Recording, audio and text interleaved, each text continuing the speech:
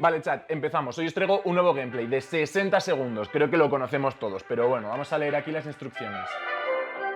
Recoge provisiones, salva a tu familia antes que caiga una bomba. Nos va a caer una bomba nuclear. A ver qué pasa. La industria del entretenimiento lleva años explotando escenarios donde un personaje debe sobrevivir a mundos apocalípticos y distópicos. Pero los temores que despiertan el cine o los videojuegos a veces traspasan la frontera de la ficción.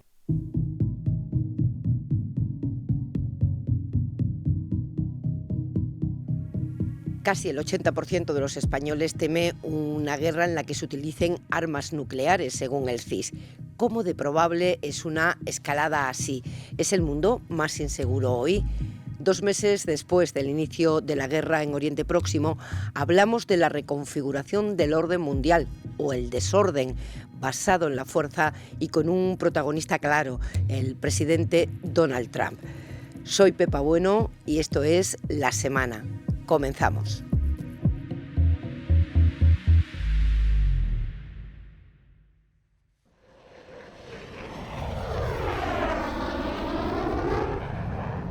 No tienes tiempo para tener miedo, ¿no? Tienes respeto a una incidencia, pero tienes que estar pensando continuamente, con lo cual no puedes quedarte parado y, como comenté antes, que los aviones se mueven a 15 kilómetros por minuto y hay que tomar muchas decisiones sobre la marcha. El que habla es Juan Sánchez de Lara, teniente general y máximo responsable del Centro Aéreo de Operaciones Combinadas en Torrejón de Ardoz, Madrid, el CAOC, uno de los 3 centros de este tipo que la OTAN tiene en Europa. Desde aquí se controla el cielo del sur del continente, desde las Azores hasta Turquía, a las puertas de la guerra en Oriente Próximo. En la base aérea de Torrejón de Ardoz todo está controlado al milímetro. El cabo Alejandro Pastor nos escolta hasta el edificio de la Alianza Atlántica, presidido por las banderas de los 32 países que la componen. Banderas que se repiten en el vestíbulo, que es el último punto al que nuestras cámaras y micrófonos pueden acceder.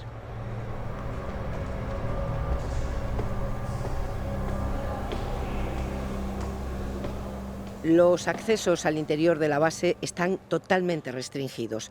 La confidencialidad es un arma más. Solo puede pasar dejando fuera cualquier aparato electrónico nuestra compañera Marta Villena. Un pasillo largo conduce hasta el despacho del teniente general Sánchez de Lara. El cabo Pastor se cuadra frente a su superior y anuncia que Radio Televisión Española ha llegado para la entrevista. Es un día soleado, así que charlamos con él fuera, en el patio de armas. El concepto de seguridad que aplicamos aquí es la capa más lejana, ¿no? La capa que el ciudadano no ve. Estamos a 40.000 pies, estamos a 200 millas y no lo ve. Estamos garantizando al 100% la seguridad de que nada ocurra hacia o ocurra en nuestras cabezas, obviamente. El mundo atraviesa un momento de máxima tensión geopolítica. A la guerra en Ucrania se suma el conflicto de Irán, que ha cumplido ya los 2 meses a pesar de los pronósticos de Trump. La OTAN no está en guerra, pero las actuaciones de Estados Unidos, su miembro más influyente, provocan que su actividad se haya intensificado. Hacemos muchas salidas, no solo de interceptación, en este caso, actualmente ahora mismo, que tienen que ver con el conflicto ucraniano, pues drones, por ejemplo, o posibles misiles de crucero, misiles balísticos, como está ocurriendo ahora mismo en Turquía, por ejemplo. Durante este mes de abril, la OTAN derribó varios misiles balísticos iraníes en el espacio aéreo de Turquía, miembro de la Alianza desde 1952. Bajo su paraguas, España tiene desplegados misiles antiaéreos Patriot en la ciudad turca de Adana, que fueron clave en la detección de estos proyectiles. Esta misión está en contacto directo con el CAOC de Torrejón de Ardoz. También estamos haciendo misiones para favorecer y garantizar la seguridad aérea de la operación civil. Amenazas de bomba, secuestros, fallos de comunicaciones, emergencias en vuelo, pues salimos a asistir a los aviones que tienen cualquier tipo de incidencia de este tipo. Tras una de las múltiples puertas de seguridad se encuentra la sala de control del CAOC, el corazón de todas las comunicaciones aéreas. Los ojos de los mandos están puestos en una enorme pantalla que registra cada detalle de lo que no se ve a simple vista. Estamos monitorizando continuamente todo el espacio aéreo y estamos viendo cualquier tipo de incidencias. Nosotros damos las órdenes correspondientes pues, para lanzar esta misión a interceptar o para identificar una traza que está desconocida por aquí o lo que corresponda, ¿no? La inestabilidad geopolítica ha obligado a la alianza a reforzar su estructura defensiva. La OTAN no está obviamente metida en el conflicto, ¿no? Lo que sí es un conflicto que está pegado a la zona de la OTAN, con lo cual pues obviamente incrementa pues, nuestra actividad. Están con nosotros aquí en la mesa Inés Arco, del Centro de Investigación de Asuntos Internacionales de Barcelona, el CIDOB. Hola. Hola. Y nuestro compañero Juan Tato, jefe de internacional de Radio Nacional de España. Hola, Juan. Un placer estar aquí. Hola. Bienvenidos los dos. Llevamos 4 meses, solo 4 meses de 2026 y el mundo es un hervidero. Al presidente de Estados Unidos le ha dado tiempo a amenazar con anexionarse Groenlandia. Ha capturado a Maduro en Venezuela saltándose el derecho internacional. Ha empezado una guerra ilegal en Irán, saltándose de nuevo el derecho internacional y además sin el permiso, sin consultar a su Congreso. ¿Está diseñando un nuevo orden internacional o simplemente actúa como un acelerador de una tendencia que ya existía? Marco Rubio, el secretario de Estado, lo dijo claramente en su audiencia de confirmación en el Senado. El orden mundial de la posguerra está obsoleto y no solo eso, sino que está siendo utilizado como arma contra los Estados Unidos. El orden internacional de la posguerra se edificó en torno a 2 ejes: la promoción de la cooperación internacional en todas las materias, en el ámbito económico con las instituciones de Bretton Woods, el Fondo Monetario, Banco Mundial, la OMC, en el ámbito del desarrollo, de la salud, y por otro lado, el otro eje, el mantenimiento de la paz, garantizar que se van a evitar futuros conflictos. Y aquí el Consejo de Seguridad, que es verdad que está obsoleto en su configuración, pero jugaba también un papel capital. Pero es verdad que este sistema lleva ya años mostrando fisuras que se hicieron bastante evidentes ya durante el primer mandato de Donald Trump en 2016, algo que quedó también meridianamente patente con la guerra de Ucrania, en el corazón de Europa, en el que la comunidad internacional poco pudo hacer para evitarlo. Y después tenemos una fecha clave, 20 de enero de 2025, el discurso de investidura de Donald Trump en la rotonda del Capitolio, anunciando, como decía, las intenciones de hacerse con Groenlandia, con el Canal de Panamá, saltándose el derecho internacional. Obviamente hemos pasado a una diplomacia transaccional de Donald Trump basada en la agresión, la amenaza, la retórica belicista, que nos ha llevado al momento tan crítico en el que estamos.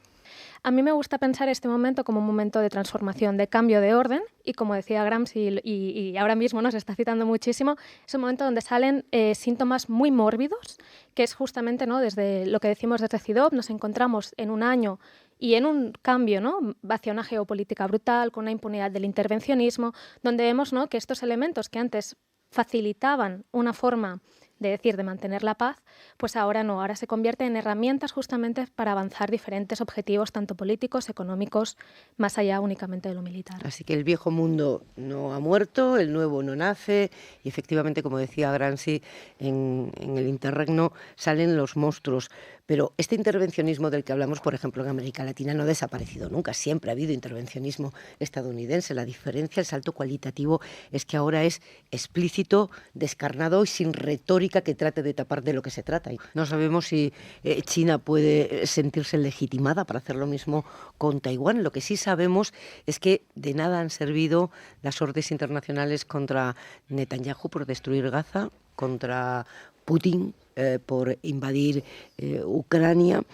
Este intervencionismo no es nuevo, como decimos en la historia, pero ¿qué ha pasado para que la vacuna que representaron las 2 guerras mundiales del siglo XX ya no esté funcionando? Porque salimos de allí vacunados, ¿no? Vacunados. Yo creo que está habiendo un reordenamiento de los equilibrios geopolíticos, con una potencia al alta globalmente que es China, y una hiperpotencia que ha regido los destinos del mundo durante los últimos 80 años, que es Estados Unidos, que ve cómo su poder, al menos proporcionalmente en el mundo, va decayendo progresivamente en términos, por ejemplo, de PIB.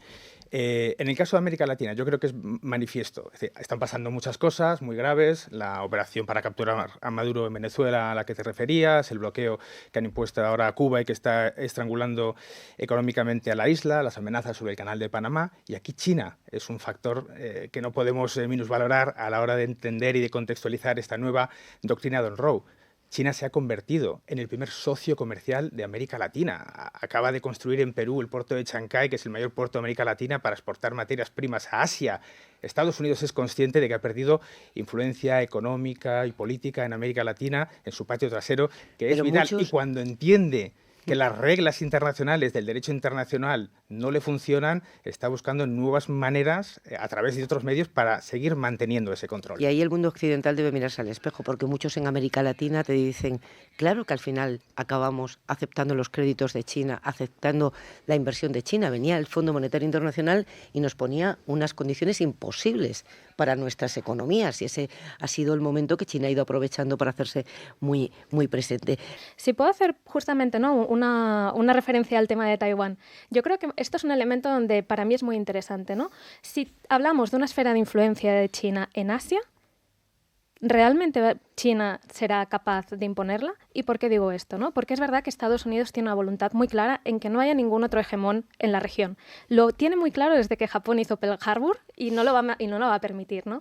Y justamente, ¿no?, si abrimos este foco de estas esferas de influencia y cogemos otros actores, tenemos a Japón, a India, a Australia, a Nueva Zelanda, a Filipinas, que más allá de Estados Unidos tampoco quieren dejar a China tener su propia área de influencia ahí. Ya sé que las analogías históricas son todas muy peligrosas, porque la historia no se repite, aunque rima a veces, ¿no? Pero yo tengo la impresión de que lo que estamos viendo no se parece tanto al siglo XX, a los dos desastres del siglo XX, como al imperialismo colonial del siglo XIX, que se ha repetido tecnológicamente, digitalmente. Ya vivimos en un mundo colonial, todos vivimos en plataformas que pertenecen a las grandes potencias, a una gran potencia, y el ámbito asiático a China, y que ahora vuelve a encarnarse militarmente como entonces, ¿no?, con invasiones militares. Sí, yo he de decir que soy un poco escéptica con este término, ¿no? Porque justamente cuando hablamos de esta visión del imperialismo, ¿no?, en el que había una separación entre esferas de influencia, ¿no?, ¿quién serían ahora? ¿Estados Unidos, China y Rusia? Y entonces, ¿cómo podemos situar, por ejemplo, otros actores como Turquía, India, Brasil? Quiero decir que creo que aquí también tenemos un poco más de complejidad, que es esta idea, ¿no?, del multilateralismo, donde es verdad que tenemos dos superpotencias, ¿no?, China y Estados Unidos, pero a la vez es un multilateralismo un poco desequilibrado, porque en algunas regiones tú no puedes hacer nada sin tener en cuenta algunos de los actores regionales, ¿no? Y creo que esto es un elemento que tenemos que tener en cuenta. Qué bien que Inés abra tanto el foco, porque toca hablar de nosotros ahora, ¿no?, que no hemos hablado de Europa todavía. Nos enfrentamos a dilemas conocidos con protagonistas nuevos, ¿no? Valores frente a la fuerza, poder puro y duro a reglas compartidas, y la campeona de las reglas, la región que tiene más potencialidad regulatoria es Europa, que sin embargo anda como desconcertada en este nuevo escenario, probablemente por la rigidez de los tratados, por la regla de la unanimidad, ¿no? Pero que de alguna manera está también sabiendo aprovechar algunas oportunidades que se presentan. Pensemos que en los últimos meses se ha ratificado el acuerdo de Mercosur, que va a entrar, por cierto, en vigor de forma provisional el próximo 1 de mayo. Se ha firmado un acuerdo comercial con Australia. Se ha firmado un tratado comercial importantísimo que no solo abarca al comercio, sino también a la industria de defensa y de seguridad, con India. Y se está convirtiendo también en un actor atractivo. Islandia está pensando hacer un referéndum para ingresar en la Unión Europea. Ucrania y muchos países del este de Europa, especialmente los Balcanes, están intentando entrar en la Unión Europea. Georgia en el Cáucaso. Y el Reino Unido, que está, de nuevo, después del Brexit, acercándose mucho a la Unión Europea. Es verdad que las potencias tradicionales tienen impotencia en ocasiones ante los conflictos regionales, como señalaba Inés, pero ¿cuál es el precio de erigirse en defensor de los valores? Porque estamos viendo las amenazas de Donald Trump contra el gobierno de España, que ha levantado esa bandera. Ya sabemos que es imposible con el Tratado de la OTAN expulsar a un miembro, pero se puede hacer mucho daño desde una potencia a un país como España por otras vías, ¿no? En el caso de la Unión Europea es verdad que tenemos como una gran defensa común, ¿no? Es decir, pues por ejemplo, cuestiones como los aranceles, esto es política comercial común, por lo tanto aquí sí que hay una protección y una forma de trabajar de forma conjunta. Y en este caso, justamente, creo que es importante recordar que la Unión Europea, pese a ser un elemento muy atractivo, también tiene sus divisiones, es decir, tenemos fracturas internas con diferentes visiones de cómo tiene que ser la Unión Europea y tenemos unas amenazas externas, pero aún así dentro tenemos una gran capacidad de situarnos como espacios, nichos, para poder también crear unas nuevas reglas, ¿no? Lo hablábamos en este elemento regulatorio. Temas de gobernanza digital, cambio climático. Aquí yo creo que aún hay elementos de los que el resto del mundo quiere. Y aquí es solamente un dato muy rápido, ¿no? Hablamos que están destruyendo muchas reglas, pero, por ejemplo, en el comercio internacional, el 70% del comercio global sigue siendo bajo las reglas de la Organización Mundial del Comercio. Y en esto la Unión Europea ha sido uno de los grandes defensores, ¿no? Yo creo que estos son espacios en los que podemos seguir ofreciendo esta sensación de estabilidad, especialmente para el resto del mundo. ¿Y la OTAN? ¿Cuál es el papel que va a tener la OTAN o que debería tener en este orden que se dibuja? La OTAN vaciada por Trump de contenido desde el momento en que quiebra la confianza, ¿no? Quiebra el principio de confianza, que es en el que se basa. Sí, bueno, la OTAN, claro, ha sido una comunidad de seguridad que estaba fundada en la confianza y en la voluntariedad, ¿no? Y esto yo creo que su construcción estaba en base a unas amenazas externas y que ahora, por ejemplo, también Groenlandia ha puesto o ha hecho un poco trontollar algunos de esos elementos bases. Pero aún así hay elementos que son importantes, ¿no? Creo que el más claro, y de hecho lo dice Josep Borrell, es que es este paraguas nuclear, siempre y cuando esté abierto, no cerrado, ¿no? Trump rompió el tabú nuclear ya en su primer mandato, cuando declaró que tenía un botón rojo más grande y poderoso que el del líder norcoreano Kim Jong-un, listo para ejecutar un ataque nuclear si fuera necesario. Sus declaraciones no han parado, creando una creciente sensación de inseguridad global. En España, como contábamos al principio, casi el 80% de los españoles teme una guerra con armas nucleares.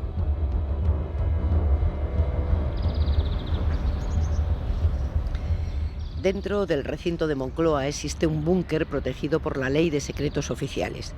Desde aquí se realiza 24 horas al día el seguimiento de los riesgos y amenazas para la seguridad nacional. Su construcción fue un requisito de la entrada de España en la OTAN. La idea era tener un centro de mando desde donde poder gestionar el país ante situaciones bélicas o de conflicto. Nuestro país no cuenta con refugios públicos, como sí sucede en Finlandia o Suecia, los dos últimos países en ingresar en la OTAN, cuando sintieron que la cercana guerra de Ucrania comprometía su seguridad. Sin embargo, en España, algunos ciudadanos están empezando a buscar por su cuenta cómo protegerse de posibles amenazas. Buenas. Hola, buenas, Fernando, ¿qué tal? Muy bien, ¿tú?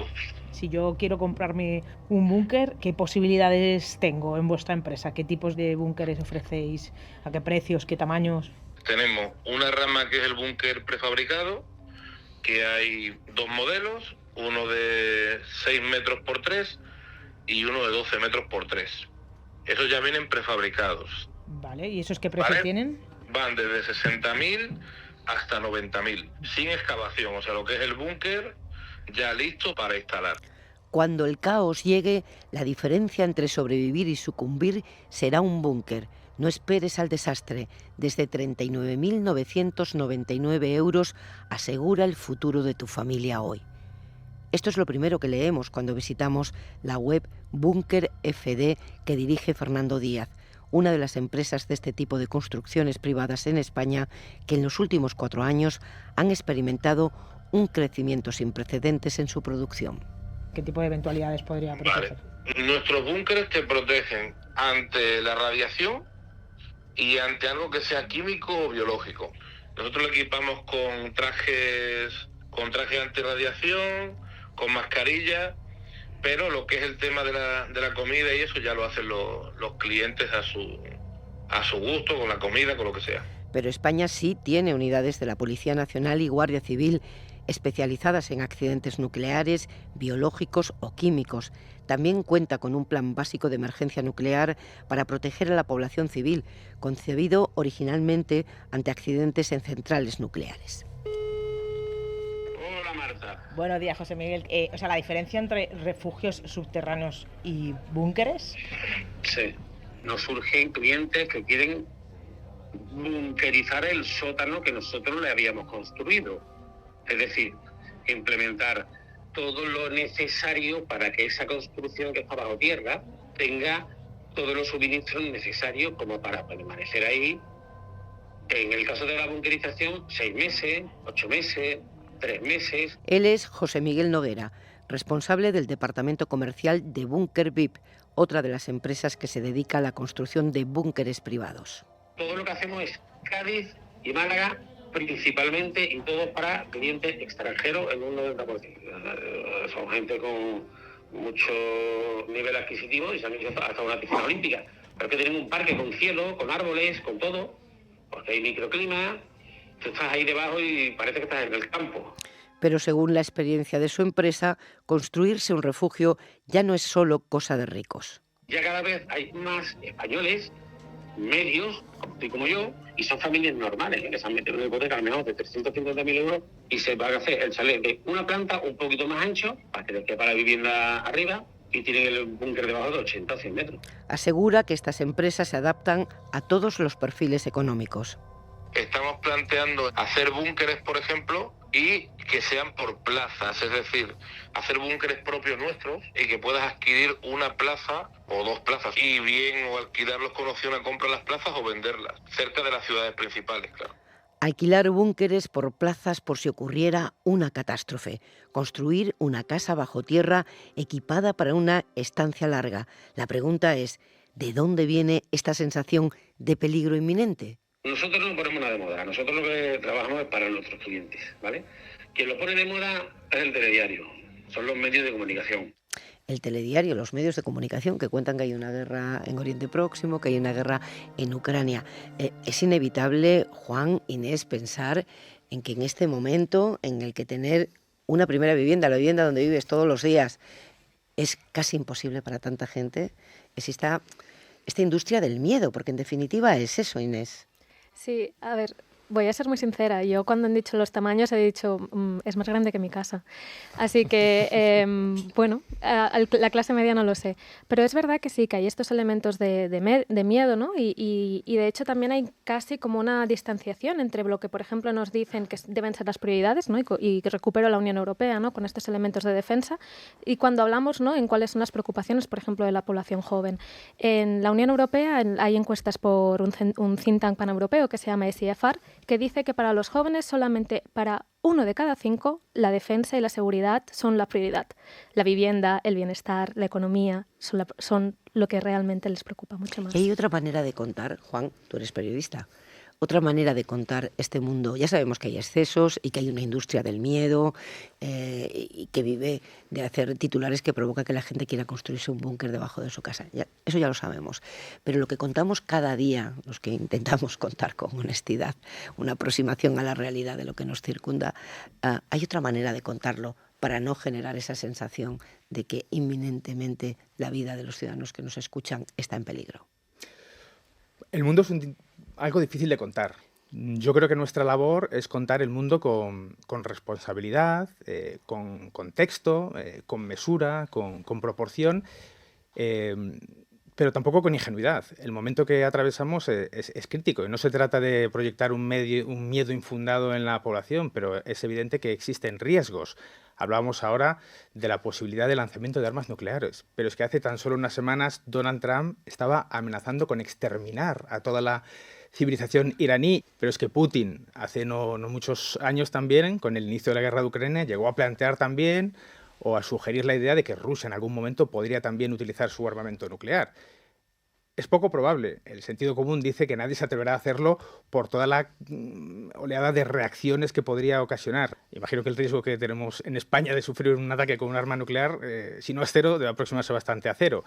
Pero tampoco podemos ser ingenuos y pensar que no existen riesgos. Claro que existen. Me acordaba ahora de Alan Greenspan, que era el presidente de la Reserva Federal estadounidense cuando la Gran Depresión, cuando la Gran Crisis, que decía que el miedo es un motor más poderoso que la euforia, ¿no? Es un arma de guerra. El miedo es un arma de guerra, obviamente, Inés. Sí, de hecho, por ejemplo, dentro de las doctrinas militares ahora se hablan de las guerras cognitivas, ¿no? Y que justamente tenemos elementos como la desinformación, como el tema de las narrativas, que lo que buscan es causar esta sensación de miedo, de inacción, de causar una fractura social.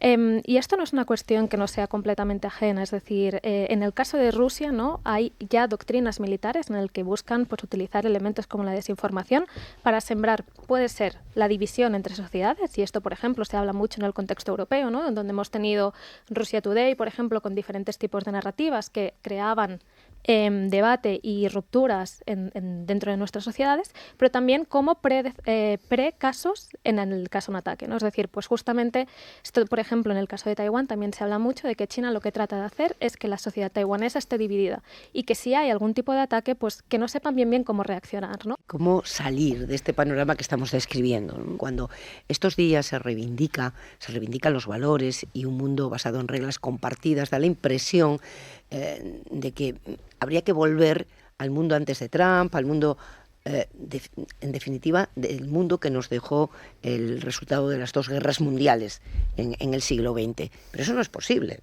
Eso no es posible. Ya hemos apuntado que los organismos multilaterales estaban fallando. Su estructura ya no sirve para resolver problemas reales y que hay muchos países que quieren estar en la mesa donde se toman las decisiones, todo el sur global.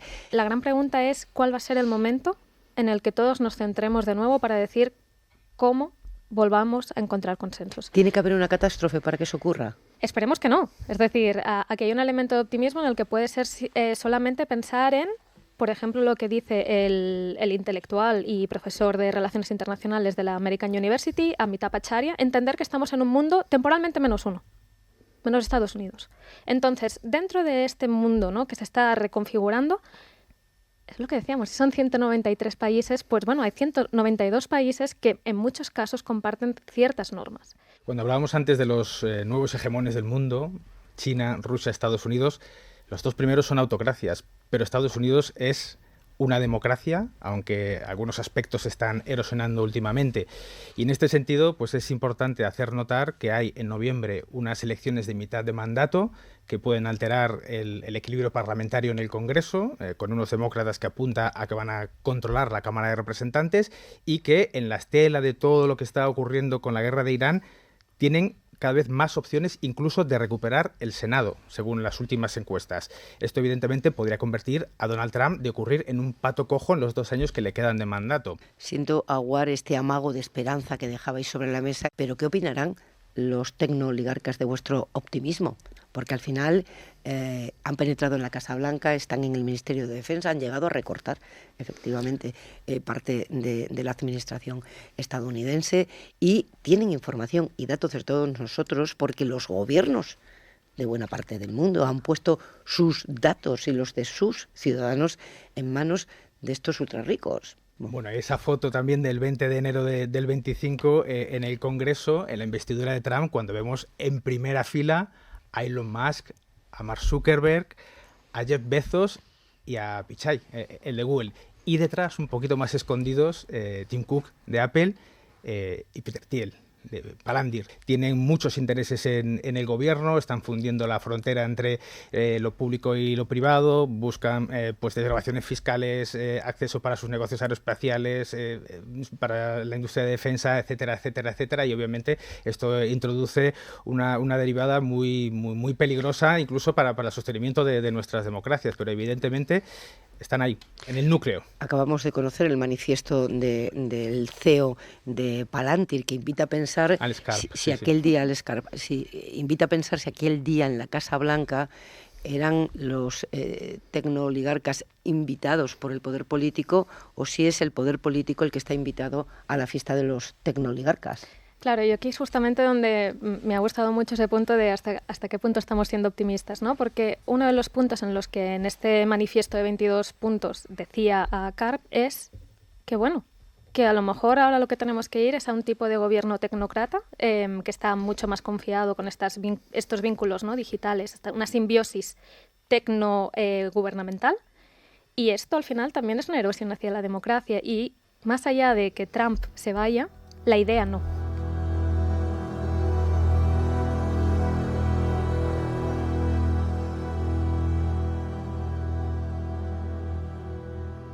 En este nuevo orden basado en la fuerza, en el poder desnudo de retórica democrática, más propio de los viejos imperios, emergen nuevos señores feudales, estos tecnooligarcas, los amos. Anuncian además un postcapitalismo que lo que hace es agrandar la brecha de la desigualdad. De momento, como hemos visto, algunos de sus CEOs ya están dentro del gobierno más poderoso del mundo, el de Estados Unidos, en su departamento de defensa o recortando el peso del Estado como hizo Elon Musk. Un nuevo orden mundial que desafía a los sistemas democráticos, obligados a la vez a conservar sus valores y a reinventarse.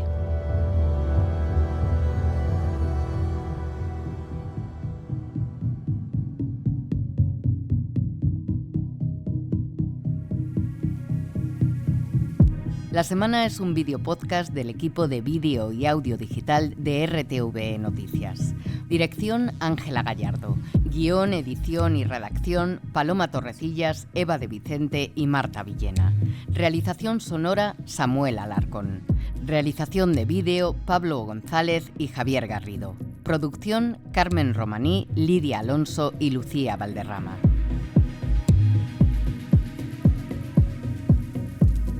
Puedes escucharnos y vernos en RNE Audio, RTV Play, Radio 5, Canal 24 Horas, YouTube y en otras plataformas digitales.